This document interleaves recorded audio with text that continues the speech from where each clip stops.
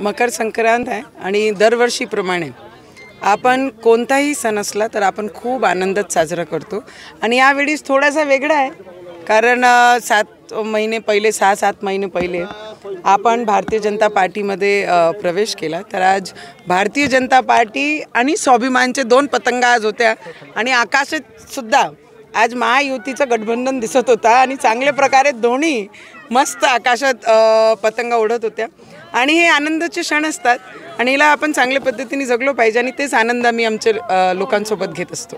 या निमित्तानं तुम्ही तुमच्या विरोधकांना काय संदेश देणार? माझे काय विरोधक आहे, राजकारणामध्ये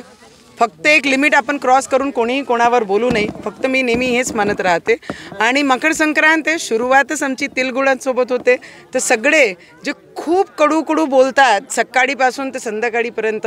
असे लोकांना त्यांना माझी एकच सल्ला राहील, मकर संक्रांत आहे, तिळगुळ घ्या आणि सगळ्यांनी गोड बोला। राजकीय जीवनमध्ये फक्त इलेक्शन पुरता हा आपले एकमेकाचे विचार वेगळे असतात, पण त्याच्यानंतर आपण एक सामाजिक क्षेत्रात काम करतो आणि ती भान जर आपण ठेवली आणि आजपासून गोड बोलणं सुरू केला तर मला वाटते येणाऱ्या काळामध्ये ज्या पद्धतीने पतंग